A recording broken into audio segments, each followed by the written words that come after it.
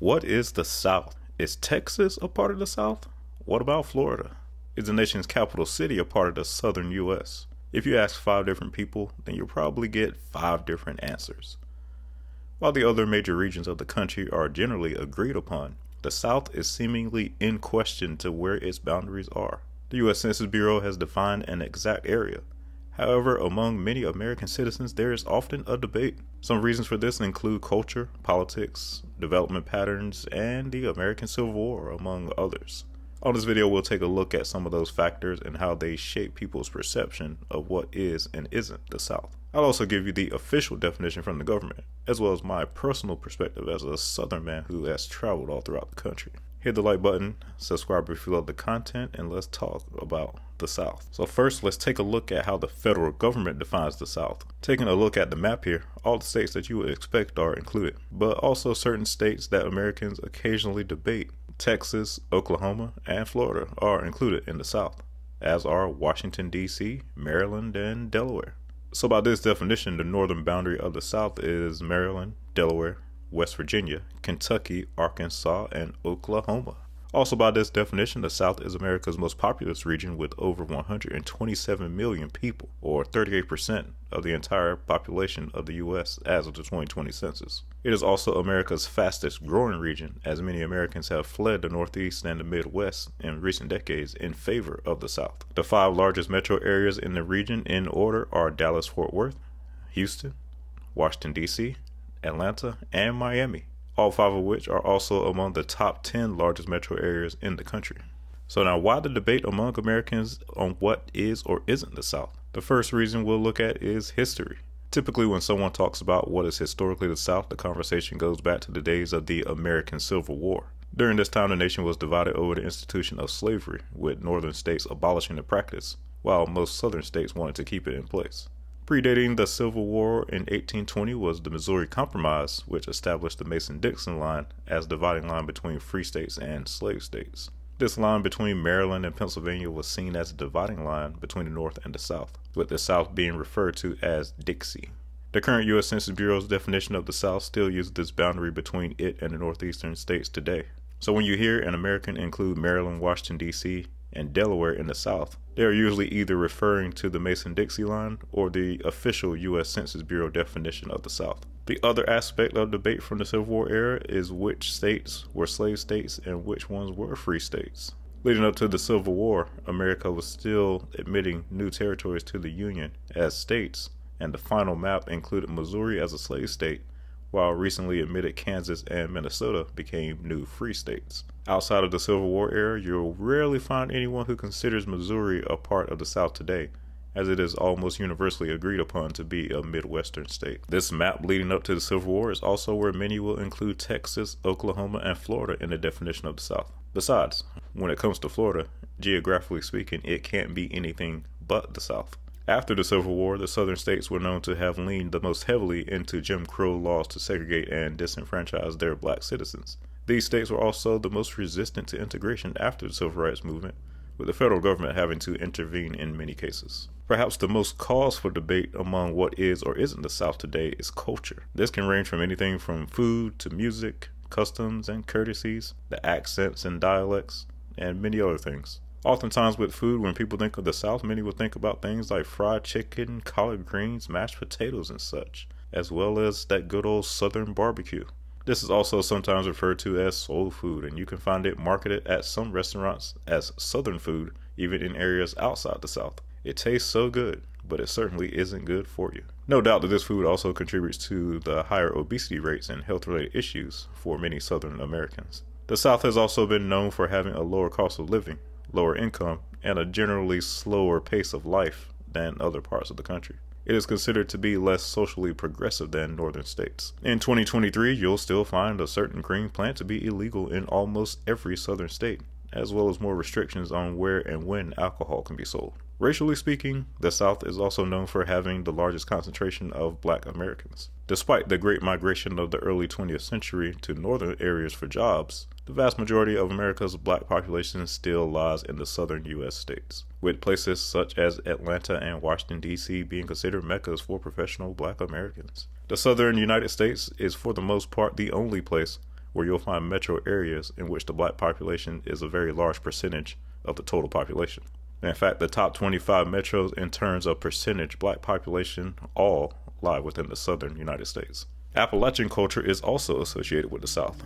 Large amounts of immigrants known as Scots-Irish, along with many Germans, settled in the mountain regions of states such as Kentucky, North Carolina, Tennessee, and Virginia. These areas are more racially white than other parts of the South, with the population being as high as 80% white in some parts. Many people also associate Appalachian culture with mining, as this area historically produced over 2/3 of America's coal output. Country and bluegrass music are known for being prominent in Appalachia. The other cultural thing you'll notice about the South is how dominant religion is in the area.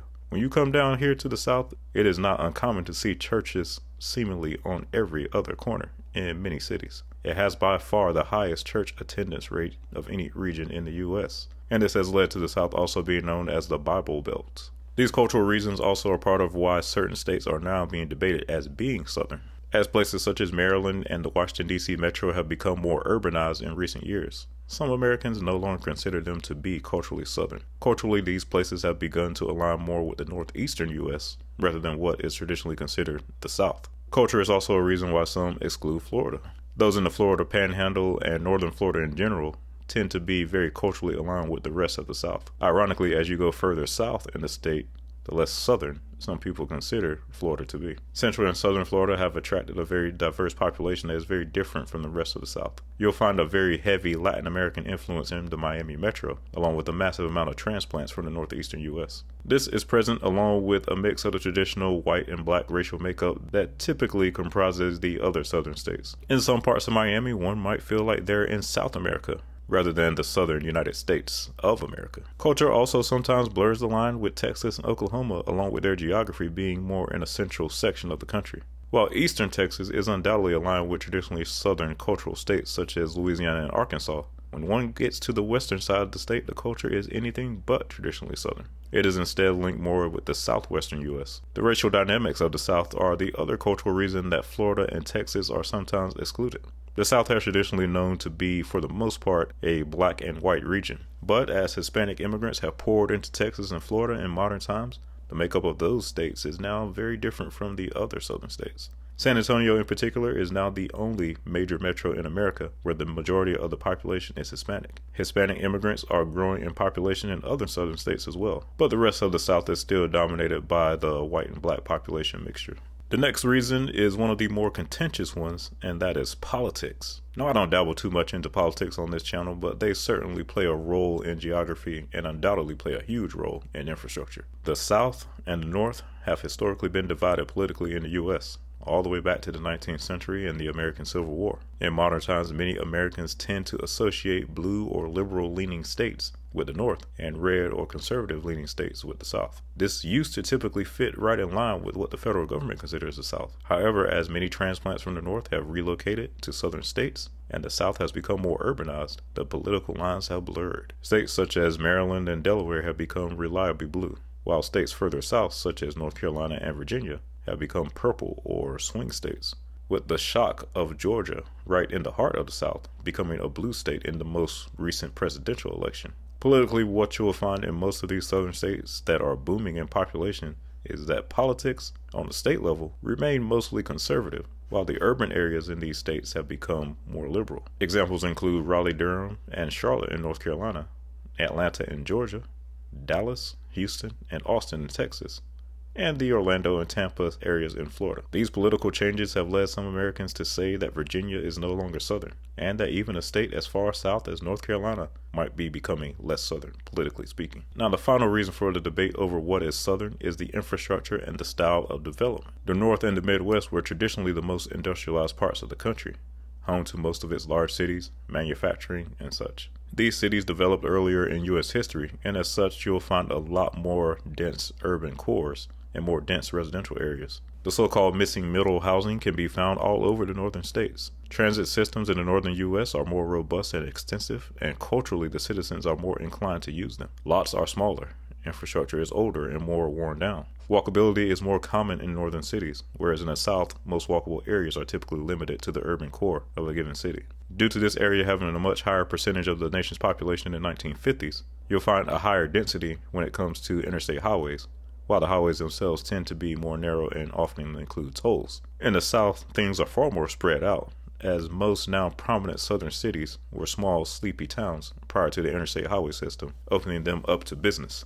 America's most sprawling metros can be found in the south, as land is cheap and abundant, and major southern metros have little to no geographic constraint to their expansion. Highways are wider and larger, interchanges are bigger, especially in Texas. Public transit networks are more limited, as these cities, which only recently have become major cities, struggle to build networks that can attract a decent amount of riders. Single-family housing in southern states is extremely dominant and widespread, and you'll rarely find mid to high density development outside of their core downtown areas. You can have a lot of space down here for a lower price. When it comes to infrastructure and development, the line typically starts at the Washington, D.C. metro area, as this is where you'll start to see things transition from the spread of most southern metros to the more dense style of development found in the Northeast. Row houses, missing middle housing, and other types of mid-density development start to appear in the D.C., Delaware, and Maryland areas. Single-family housing and sprawling suburbs are certainly still present, but nowhere near as extensive as in metros such as the Raleigh-Durham area or Atlanta. And it will cost you a pretty penny to get that large single-family home once you get to D.C. and points to the north. Toll roads begin to appear more, and Washington, D.C.'s metro system easily trumps any transit network to the south of it. This is the most dense part of the country, and the only part where one can easily travel between cities without driving. Washington, D.C. also forms the southern end of the Boswash Northeast megalopolis, further cementing its connection to the Northeast rather than the South. So when it comes to infrastructure and development style, Texas, Florida, and Oklahoma are most definitely the South, while D.C., Maryland, and Virginia tend to be more northern. And finally, what do I consider the South? Well, I grew up in North Carolina, which is unquestionably the South, and had some relatives in the DMV area that we traveled to visit, oftentimes growing up. Since then, I've traveled all over the country pretty extensively, and you can probably already guess that as a civil engineer, the factor that weighs the most to me is the infrastructure and the style of development, and to a lesser degree, the culture. Once you get to Richmond, you already start to feel the difference, and it definitely has that older, more northern style of development in its core. But I think that when it comes to Virginia, the state as a whole is too southern in development and infrastructure to not consider the South. Plus, the culture outside of Northern Virginia is definitely still stereotypically southern. So to me, the South ends once you cross into DC, so as to keep it at a state line division. The DC Metro Transit, the sheer density and walkability of DC itself, is unlike any of the other actual southern metros. I rarely, if ever, hear a southern accent around DC. Going further into Maryland further cements that idea. Baltimore looks much more like Philly and a larger version of Wilmington, Delaware, than it does Houston, Charlotte, or Atlanta. And of course, if you're familiar with that Baltimore accent, then you know that they don't sound like any other Southerners. Also, Interstate 95 starts to have tolls once you get to Maryland, whereas it is a free highway in the rest of the South, even though the famous Southern restaurant Bojangles does have a few locations in the Maryland part of the DMV. For me, the politics are the lowest on the totem pole as to what is considered the South, because politics are just too dynamic. Georgia voted for a Democrat president in 2020. North Carolina did in 2008. Even Arkansas voted for its native son in the 1990s, whereas Florida went from purple to red in recent years.